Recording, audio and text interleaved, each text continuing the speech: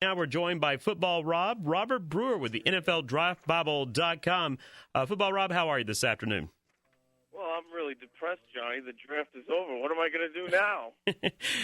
Is that like the day after Christmas and you're looking around and you've played your toys and it's like, okay, now what's next? Yeah, pretty much. It's like unbelievable. I can't believe it's over. All those months that we put into reviewing film, and now we just it's pretty much look at the aftermath now.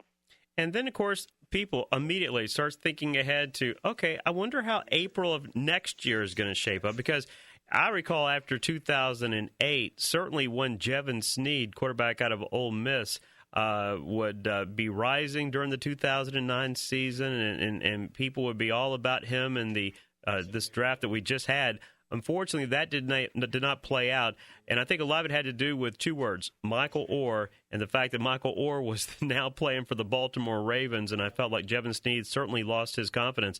I never would have guessed that Jevon Snead would have gone undrafted, and Jonathan Crompton, from the quarterback from Tennessee, would be taken in the 5th round.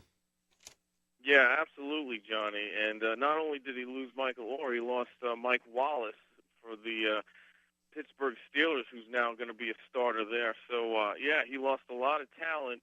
And I'm looking at the quarterbacks that were drafted, and I can't believe Jevon Snead wasn't picked in favor of these guys. For example, a guy like John Skelton from Fordham, here's a guy that I interviewed. He has a very good arm. I mean, he has a great arm. But you know what? He comes from Fordham, okay? I don't even know what conference Fordham plays in. You can't tell me that Fordham is breeding grounds for an NFL draft pick. I'm gonna plays against the top players every single week in the SEC. I know he had his struggles. I'm not saying pick him in the 1st round. I'm just saying pick him ahead of a guy that played at Fordham, for crying out loud. You know, you just made somebody locally mad because the starting quarterback for our Alabama Vipers, Kevin Eakin, actually played at Fordham. And he's had opportunities in the NFL. So there's one Fordham. Hey, you got to be smart if you're playing quarterback at Fordham. I'll just say that much. And so you've made one local Viper quarterback very upset right now.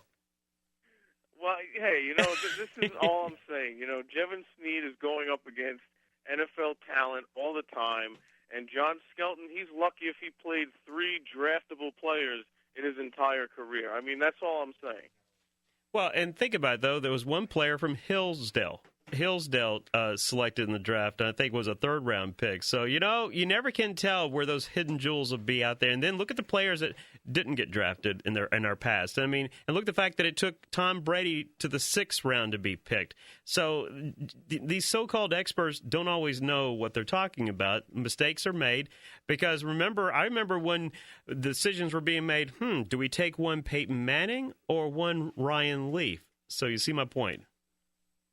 Oh, absolutely, absolutely. There were a lot of surprises in the draft, to tell you the truth, Johnny, and one of them happened to be the Oakland Raiders. They actually picked a good football player for once. I thought that they were, with their 8th overall pick, I thought they'd pick a guy like, Trindon Holiday because he's the fastest player in the whole draft. Never mind the fact that he's 3 feet tall, but, I thought the Raiders would do something ridiculous. It turns out they did something very smart by picking Rolando McClain, a guy that we had rated very highly, and as the highest-rated linebacker on our board, to tell you the truth. So very, very pleasantly surprised with what Oakland did.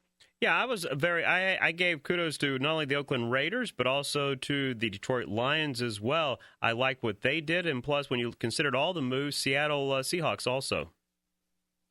Yeah, Seattle Seahawks made some good moves and definitely ruffled a little feathers by Pete Carroll not taking his former USC Trojan safety, Taylor Mays, but we'll just have to wait and see about that. Taylor Mays definitely slipped off in his senior season, but he's got the tools, man. He's about 6'4", 235 pounds. He runs a 4.3 or a 4.4, depending on the surface. So the odds of him actually succeeding in the NFL pretty good with those kind of tools.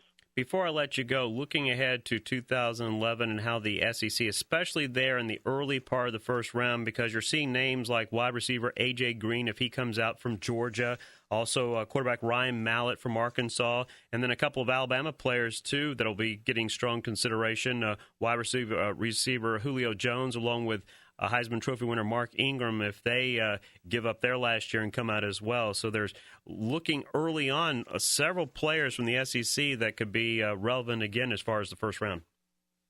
Yeah, Ryan Mallett, that's where the conversation starts as far as I'm concerned. This guy, he's huge. He's 6'7", and he's got a cannon for an arm, and he's a little bit more mobile than you would think for a guy that's that big. Kind of reminds me of Drew Bledsoe. And, he's definitely an accurate quarterback. Good thing he got out of the spread offense when he transferred from Michigan. That definitely wouldn't have worked out for him. And A.J. Green, what a phenomenal player. If you get a chance, Johnny, check out YouTube. Go to A.J. Green one-handed catch. It's a high school clip, and he made this catch that would make Jerry Rice blush. I mean, it was just an unbelievable catch. And he's just got hands that could snag the ball out of the air. Kind of reminds me of a bigger Marvin Harrison. And of course, you mentioned the two Alabama kids, Julio Jones. I think it's pretty funny, Johnny, how these people in the message boards, they want to rag on Julio Jones. He had some drops last year, and some passes that he could have made plays on. But he's too talented to let his sophomore slump hurt him at all. I mean, I think he's going to come